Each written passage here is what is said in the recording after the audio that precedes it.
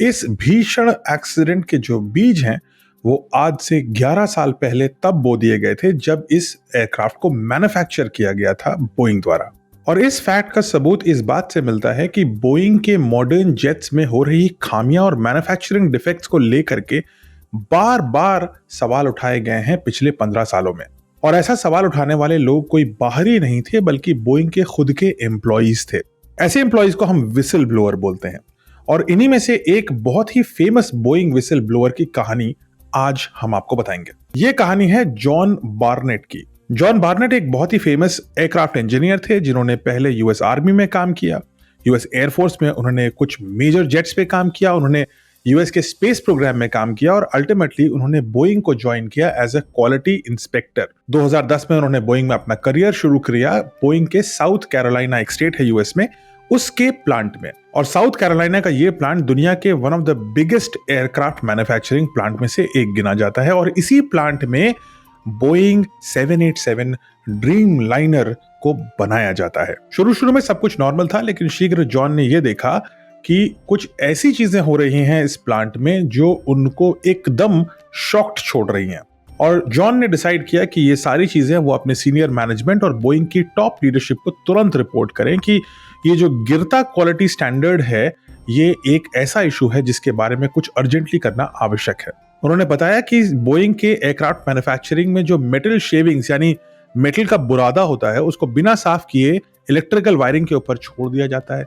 अब बोइंग 787 एक electrically operated plane है, यानी कि अगर छोटी सी भी खामी आती इन बुरादे की वजह से बोइंग की इलेक्ट्रिकल व्यवस्था में तो आगे चल के विमान के साथ एक भारी घटना हो सकती थी। और उनका अनुमान था कि ऑक्सीजन मास्क में से 1/4 तो काम ही नहीं करेंगे इमरजेंसी में, यानी 250 के प्लेन में 60 लोगों के तो मास्क चलेंगे ही नहीं एक इमरजेंसी सिचुएशन हुई तो। और जॉन ने यह देखा कि अगर कोई पार्ट मिसिंग हो जाता है तो उसको कहीं रजिस्टर नहीं करते, यानी कि कोई अगर चाहे तो एक अच्छी क्वालिटी पार्ट को बुरी क्वालिटी के पार्ट से रिप्लेस कर दे तो बोइंग को इसका कोई ज्ञान नहीं होगा, यानी कि फ्लाइट की सेफ्टी के साथ एक बड़ा कॉम्प्रोमाइज हो सकता था इन द मैन्युफैक्चरिंग इटसेल्फ। और फिर सबसे बड़ी बात जॉन ने यह बोली कि एम्प्लॉइज को यह निर्देश है कि अगर कोई फ्लॉ मिलता है, कोई कमी दिखती है तो प्लीज इस बारे में ज्यादा बातें मत करें, जो करना है करते रहो, काम करते रहो ताकि प्लेन जल्द से जल्द निकले। ज्यादा सेफ्टी और क्वालिटी में आपको पढ़ने की जरूरत नहीं है, प्लेन बाहर निकालिए, प्रॉफिट कमाइए, ये हमारा मकसद है। यानी कि बोइंग ने अपने इतिहास में पहली बार सेफ्टी के ऊपर प्रॉफिट्स को डाल दिया और इसी वजह से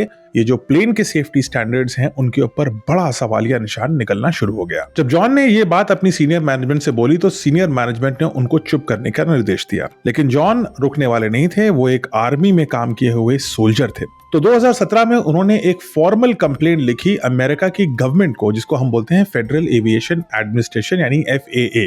अब FAA ने इन इश्यूज को सीरियसली लिया और तुरंत बोइंग को बोला कि इन इश्यूज पे आप एक्शन लीजिए। हालांकि बोइंग के ऊपर कोई पेनल्टी नहीं लगी। बोइंग ने इन इश्यूज पे एक्शन लेने की बजाय जॉन बार्नेट पे एक्शन ले डाला। उन्होंने जॉन को परेशान किया, सताया, नोटिसेस दी और इतना परेशान किया कि उसी साल 2017 में ही जॉन बार्नेट ने बोइंग से रिटायरमेंट ले लिया।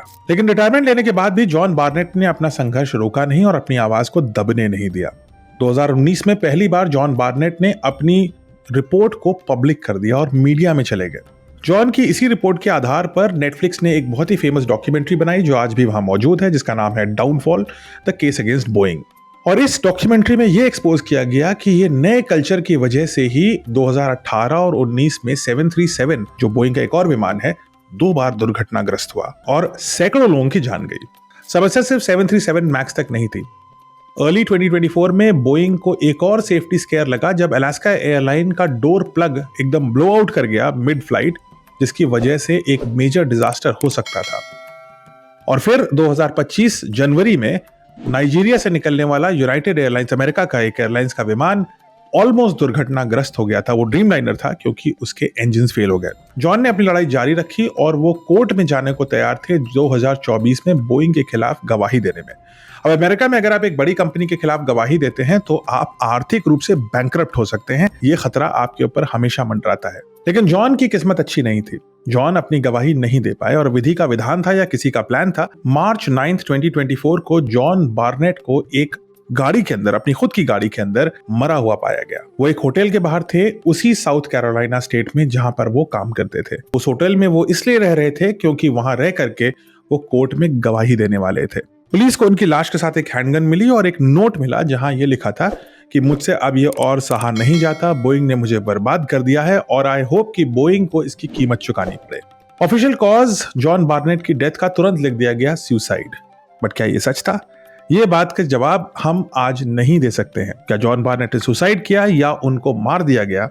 ये एक बड़ा सवाल है। और इस साहसी विसल ब्लोअर का जो सबसे बड़ा नाइटमेयर था कि भविष्य में कभी बोइंग की इन गलतियों की वजह से इंजन फेलियर या एयरक्राफ्ट फेलियर होगा और लोगों की जान जाएगी, वो बात 1 साल बाद सच हुई अहमदाबाद में। अब एक बहुत ही इंटरेस्टिंग बात यह भी है कि अहमदाबाद में जिस ड्रीम लाइनर 787 का क्रैश हुआ उसके अधिकतर पार्ट उसी चार्ल्सटन यानी साउथ कैरोलिना की फैक्ट्री में बनते थे जहां पर जॉन बार्नेट काम करते थे और जिसके बारे में जॉन बार्नेट ने सबको आगाह करने की कोशिश करी थी। जॉन बार्नेट की कहानी, उनकी फाइंडिंग्स और उनकी रिपोर्ट को दोबारा से देखना और उनकी रिपोर्ट में दिए हुए पॉइंट्स को अहमदाबाद के एयर क्रैश से मिलाना और कुछ कोरिलेशन फाइंड करना अब एक इंपॉर्टेंट स्टेप होना चाहिए इन्वेस्टिगेशन का।